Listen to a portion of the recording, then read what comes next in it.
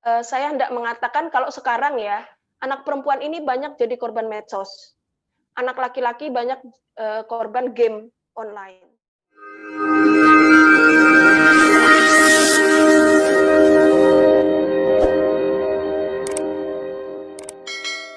Efek gadget untuk anak-anak, kemudian agar anak-anak itu bergadget dengan sehat, itu yang pertama. Kemudian untuk yang anak akil balik ini Bu Hasni, kan rawan ya mereka pegang gadget sendiri.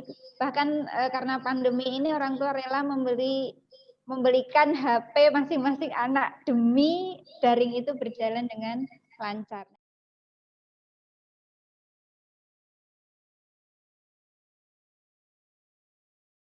Ini isu yang, tidak mudah ya. Aduh, kok banyak yang nggak mudah. Ya Allah, mudah-mudahan kita dibantu ya, ditolong untuk belajar dengan lebih cepat ya, lebih cepat dan hati kita dikuatkan, kita diberi hidayah gitu ya. Nah, jadi untuk gadget. Gadget itu juga menyimpan banyak bahaya yang tidak kasat mata. Sayangnya, di samping dia juga punya banyak sekali manfaat, gitu.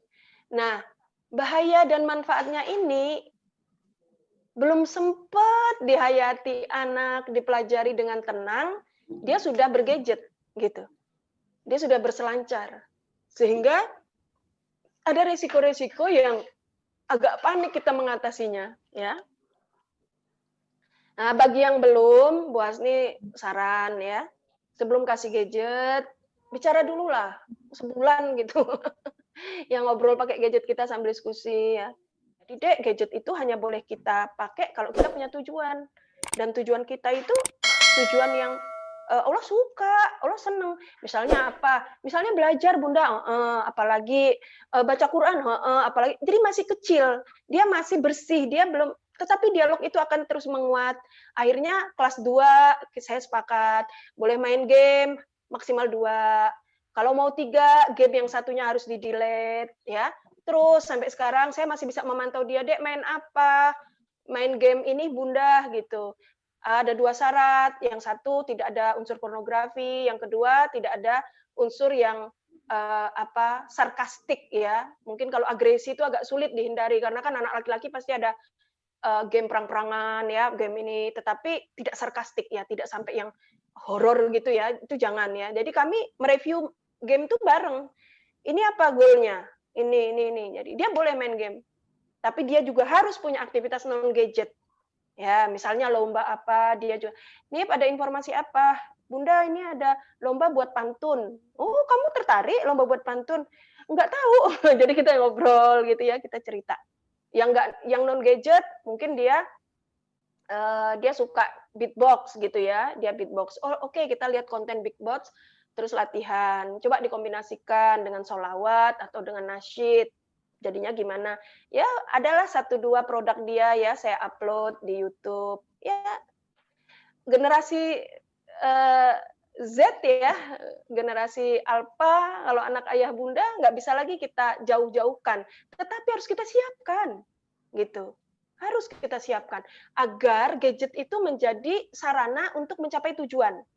Ya, dia tahu hobinya apa, boleh dikembangkan di situ. Oh, dia suka apa, misalnya dia suka berkebun, atau dia suka fashion, atau dia suka desain rumah-rumah, ya kan semua ada di dalam gadget itu.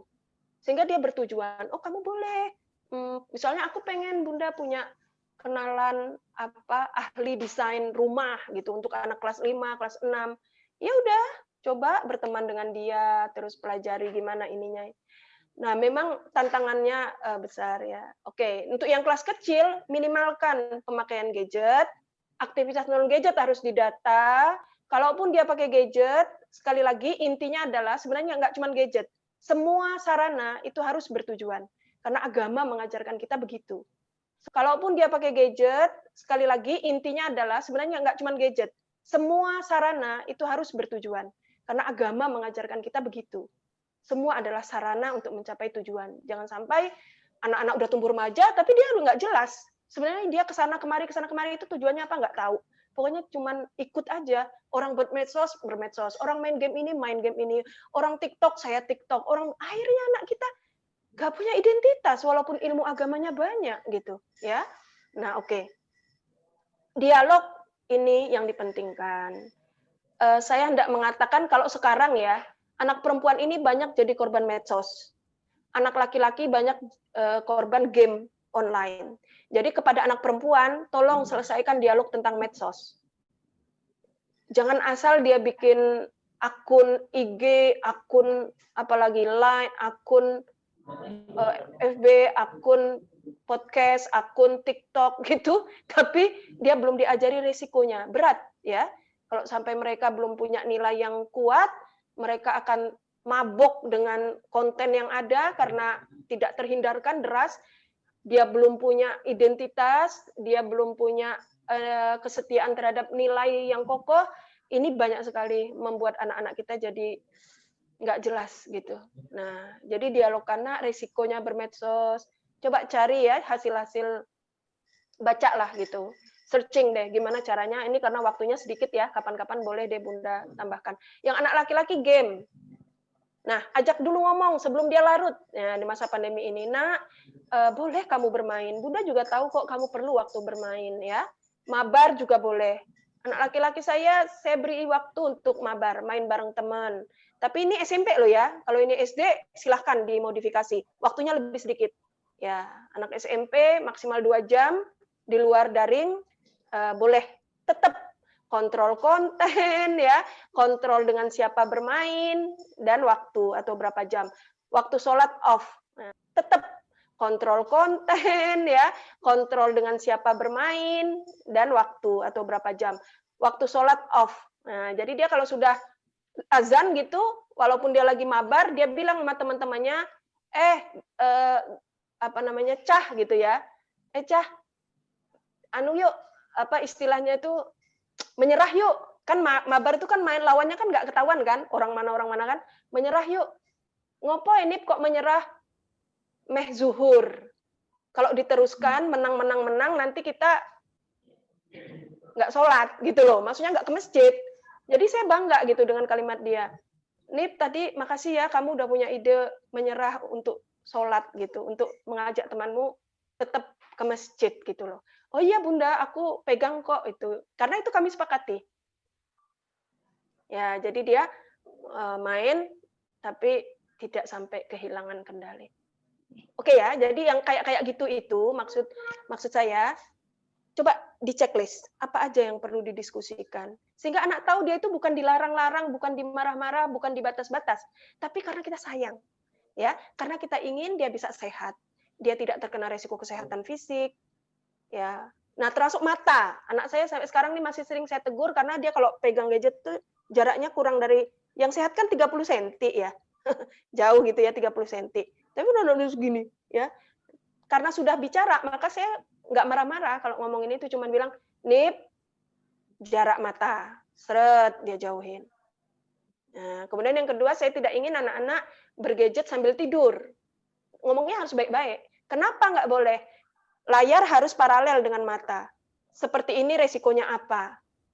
Nah, tunjukkan, bila perlu diskusi tentang hasil penelitian atau apa, nggak apa-apa, agar anak-anak itu mengerti bahwa ibu, ayah itu layak gitu loh untuk menjadi referensi pengetahuan mereka agar mereka bisa hidup bahagia dari kecil.